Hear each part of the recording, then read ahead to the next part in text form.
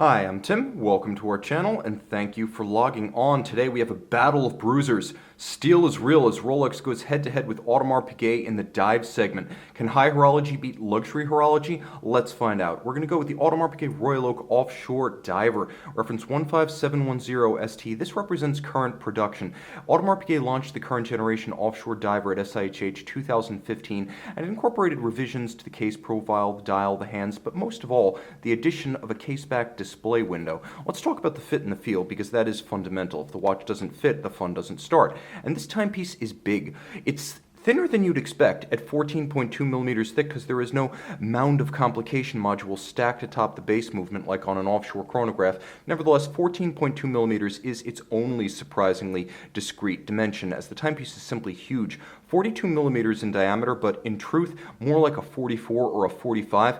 It's huge across the wrist with a lug-to-lug measurement of 53.7 millimeters, and if you include those double end links which flare out rigidly, the watch is a simply immense 57 across the forearm, meaning that this watch, on the bracelet at least, which is definitely a rarity but certainly available, is probably recommended for a wrist no smaller than 14.5 centimeters circumference, preferably 15 centimeters circumference. It will fit better on a small wrist with the strap, and this watch is somewhat more viable on a strap than the Rolex, as the Rolex only ever looks right on its factory bracelet, whereas this timepiece has many AP and aftermarket strap options that are perfectly organic. Of course, the bracelet joined to the case with screws, that's a leg up on the Rolex right there, and the actual finish of the metal here is artisanal, all executed by hand and eye.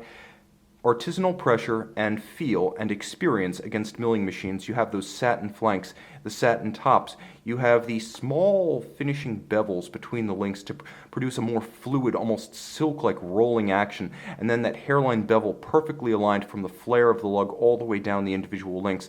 The timepiece featuring links fixed by screws. This is not Patek Philippe, no pin sleeves here, and a robust clasp, double folding with a trigger deployment system. So this has a lot of metal, a lot of material. It's going to stay closed thanks to the triggers, and it feels robust thanks to the amount of material invested. Also appreciate the double finish, both satin and blasted. Now moving back to the case, you can see that it's finished like a Royal Oak would be, which is to say all by hand. The creases are sharp, you can see them. The rounded facets with polished edges are symmetrical all the way around. Again, despite being done mostly by hand pressure and eye, there's no variation in the size or the flare of that rounded flank. You can see the same handsome and symmetrical bevel on both sides of the case, on both flanks of the lug, and then a sharply sculpted shear guard set for the crown itself, and the crown with a hexagonal shape that echoes the inset stainless steel polished bolts of the bezel. Vertical satin finish with slightly recessed bolts. The dial is a highlight of the watch, first because it makes the watch simply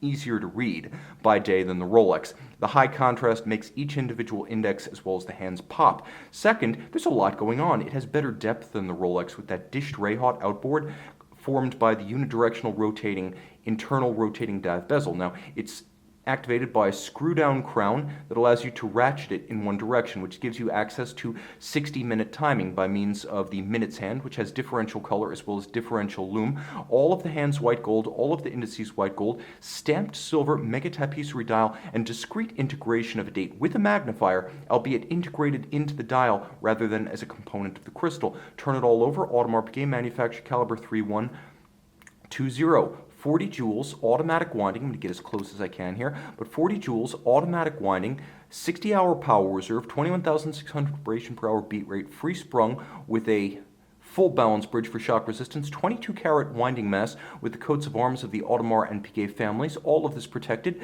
thanks to screw-down crowns down to 300 meters. It is a handsome movement. Just as the case is artisanally finished, this movement, though not entirely hand-finished, still features a great deal more hand sculpting than you will find on the otherwise invisible Rolex caliber.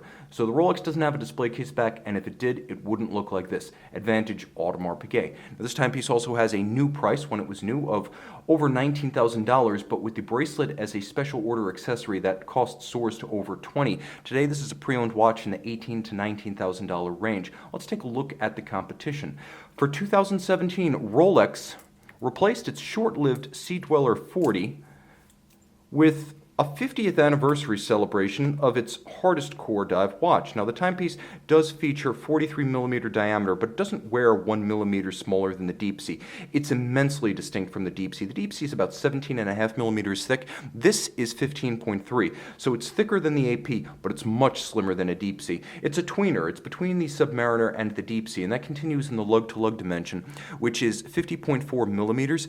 And even if you include the solid end-link horns of the bracelet, I'm going to move. Let me just get everything back in focus. I'm going to move out a little so you can see the watch in proportion.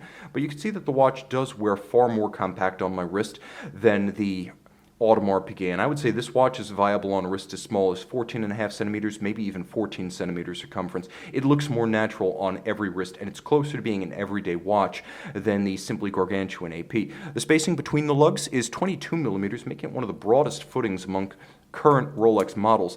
The bracelet's a little bit less glam than the AP because, well, frankly, it doesn't feature as much hand finish. Satin and polish, but a squared off break between them, no transitional bevel. The gaps on the underside are excellent, though, to avoid pinching skin and pulling hair. This is where Rolex excels. All of the individual sizable links are fixed by screws, and there's a double locking mechanism. So you can see there's a beak and horn, and this upper portion of the clasp is actually a lever. So you must pull the upper portion and unlock the beak and horn to open the clasp. You can close it and you can't pull it open, even with the clamshell unlocked. The clamshell is a second layer of protection, not the primary. Going inside, you can see it's nicely finished, and it features not one, but two extension systems. Glidelock, 20mm of adjustment in 2mm increments, and Fliplock, an all-or-nothing dive extension. Between them, you're looking at 2 inches of extension, and for you metric folks, and I realize that's most of you, that's going to be about 50mm. So a lot going on inside this clasp. Advantage Rolex. The case, simple and high-tech. Now, I have mentioned that Rolex cases are no longer hand-finished to the degree they were back during the beveled case age, but I am told on good authority that these mirrored flanks are hand-finished, though make no mistake, this watch is anything but the showcase for the arts that the AP is. It is relatively graceful, though, and the proportion of case to bezel makes it look thinner than it is. The bezel action is far more engaging than the AP. It's sharp, it's crisp, it's precise, and you don't need to fiddle with the crown to gain access to it. The knurling is deep and sharp. You can use it with wet, sweaty, or gloved hands, and you can line up that luminescent pearl with the minute hand, and you've got the same kind of 0 to 60 minute timing capability, plus with a Symmetrical insert about the bezel, you have that scratch-resistant ceramic and the scratch-resistant sapphire, offering far more protection about the bezel than you get on the completely unshielded AP. This one is going to be a victim of circumstance. This one can put up a fight, far more scratch resistant. The dial, gloss black with white gold indices and hands, not really that different from the AP in terms of materials used, just a different color scheme. The timepiece featuring a Cyclops eye magnifier, which I'm sorry to admit does in fact magnify the date better than AP's solution. That said, I find AP's solution more elegant, and it is my preference. This watch features a more robust crown guard that offers deeper countersink and more shielding from shearing than you'll find in the AP. Automatic caliber 3235, 70-hour power reserve, 4 Hz beat rate, 31 joules, free sprung, full balance bridge, overcoil hairspring, a feature the Rolex does not, or I should say the AP does not have, and Parachrome Blue, a highly anti-magnetic niobium zirconium alloy. So this one has anti-magnetism on its side, as well as the helium escape valve for saturation divers ascending. You won't blow out the crystal of your watch, and far more water resistance. This one 1,220 meters versus 300 for the AP. The movement with stop seconds and a quick set date, but also critically guaranteed accuracy. No worse than +2, -2 seconds per day. AP makes no such vow. Advantage Rolex. So let's break this down. First things first, we'll talk about the AP and its advantages. There's no doubt. AP is a baller brand. Rolex is mainstream luxury. If you're looking for absolute status and stature, this is probably your watch. Artfully finished externally in a sense that no Rolex, perhaps no Rolex ever has been, and that doubles up on the caseback where you can see a movement that's beautifully designed and handsomely executed by the finisseur in the AP operation. I'll also mention that this timepiece does have a cooler bezel. It's not as practical as the Rolex, but it is a wonderful little piece of theater, and for a watch that's not a complication, it can be awfully beguiling in a meeting or when wowing your friends. I'll also mention that the display case back, the simple fact that you can see the movement, compounds the advantage of a beautifully finished movement, and the Rolex lacks.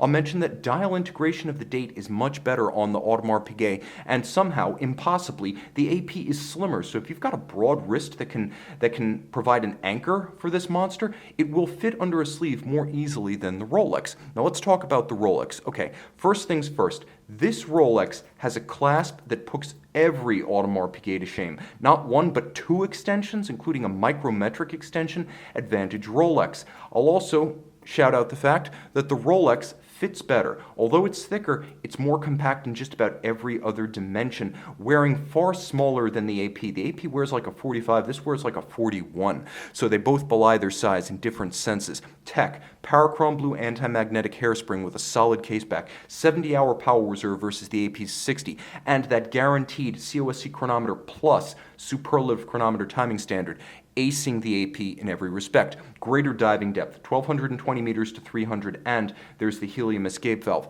Finally, Lume. This one's got it all over the AP, and price and value retention. A watch that sells for $11,350 new, and a watch which we sell pre-owned for $14,000 to $1,500, I should say $15,000. So $14,000 to $15,000 for a watch that sells $11,350. Case made. So which one do I choose?